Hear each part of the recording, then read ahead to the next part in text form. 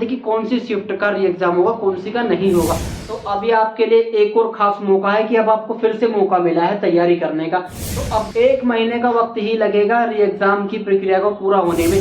अगर उन्हें ये देखा जाए कि इन्हें तैयारी का कम वक्त मिला है और इन्हें पेपर का बेस भी मालूम नहीं था, जिस वजह से ये अपनी तैयारी को अच्छी नहीं कर पाए, इसलिए इन्हें ग्रेस मिलना चाहिए, इन्हें नॉर्मलाइजेशन में अधिक अंक मिलने चाहिए। तो ये तो डेफिनेटली नॉर्मलाइजेशन में ये वाली बात तो बिल्कुल पक्की हो जाएगी कि जिन शिफ्टों का एग्जाम नहीं होगा उन्हें नॉर्मलाइजेशन में अधिक अंक मिलेंगे। हेलो दोस्तों, नमस्कार, जय हिंद, जय जवान। क्या हाल है आपके? उम्मीद है अच्छे होंगे और स्वागत है आपका मेरे यूट्यूब चैनल यूपी को दीपांकर सिंह और मैं आपके साथ हूँ दीपांकर सिंह करदम। आज बात करने वाले हम 17 और 18 फरवरी को होने वाले जो एग्जाम हुए हैं वो री एग्जाम होगा या नहीं होगा।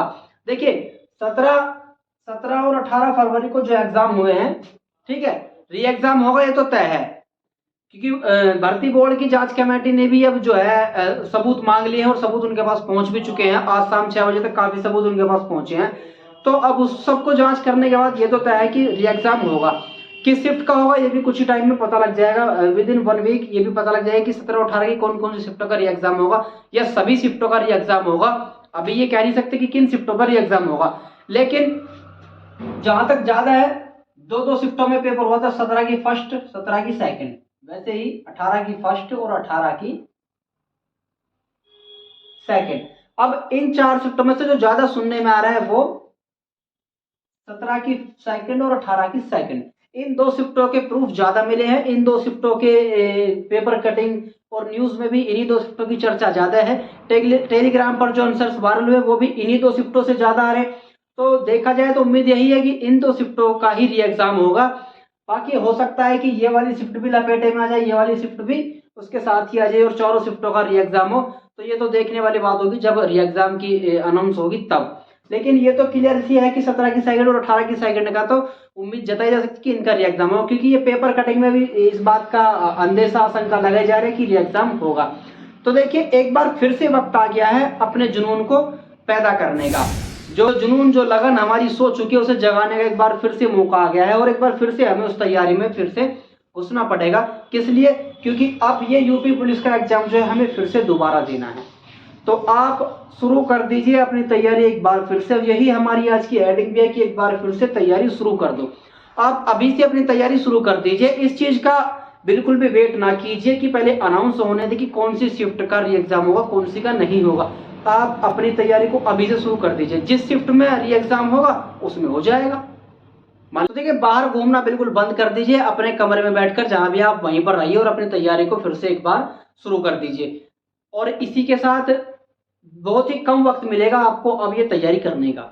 जैसे फॉर्म भरने के बाद अब ये वाला वक्त बहुत कम था तैयारी करने के लिए। 1 महीने का वक्त मिला था फॉर्म भरने के बाद में, के बीच में 1 महीने का टाइम मिला था तैयारी करने का।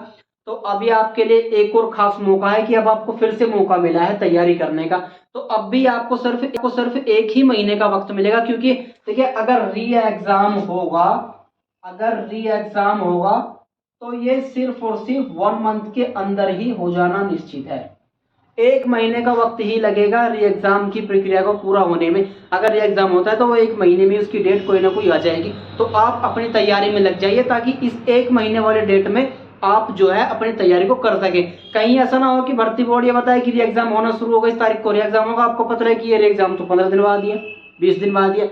उस स्थिति में आपकी तैयारी बिल्कुल भी अच्छे से नहीं हो पाएगी। तो आपको क्या करना है कि अपनी तैयारी शुरू कर दीजिए। अपनी तैयारी शुरू कर दीजिए। जिन शिफ्टों का री एग्जाम होगा वो अपनी शिफ्टों में पेपर देने चले जाइएगा। जिन शिफ्टों का री एग्जाम नहीं होगा उन्हें वैसे नॉर्मलाइजेशन में फायदा होगा, क्योंकि जिन शिफ्टों का री एग्जाम होगा उनमें ये देखा जाएगा कि इन्हें तैयारी करने का अधिक समय भी मिला है और इन्हें पेपर का बेस भी पहले ही पता चल चुका था, जिस वजह से इन्होंने उसी कंडीशन में, उसी शर्तों के आधार पर अपनी तैयारी को अच्छे से कर लिया है। जिन अभ्यर्थियों का री एग्जाम नहीं होगा उन्हें यह देखा जाए कि इन्हें तैयारी का कम वक्त मिला है और इन्हें पेपर का बेस भी मालूम नहीं था, जिस वजह से ये अपनी तैयारी को अच्छी नहीं कर पाए, इसलिए इन्हें ग्रेस मिलना चाहिए, इन्हें नॉर्मलाइजेशन में अधिक अंक मिलने चाहिए। तो ये तो डेफिनेटली नॉर्मलाइजेशन में ये वाली बात तो बिल्कुल पक्की हो जाएगी कि जिन शिफ्टों का एग्जाम नहीं होगा उन्हें नॉर्मलाइजेशन में अधिक अंक मिलेंगे। तो आप सभी चारों शिफ्टों के अभ्यर्थी अपनी अपनी तैयारी शुरू कर दीजिए। अगर री एग्जाम होगा चारों शिफ्टों का तो आप चारों में एग्जाम देने जाएंगे।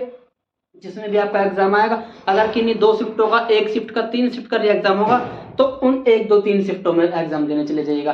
फिलहाल आप अपनी तैयारी को फिर से एक बार शुरू कर दीजिए। एक बार फिर से ये मौका आ गया है कि आप अपनी अच्छी तैयारी कर सकें, तो ये मौका बिल्कुल भी चूकना नहीं चाहिए। अपनी तैयारी में लग जाइए। जय हिंद, जय जवान, बेस्ट ऑफ लक। धन्यवाद।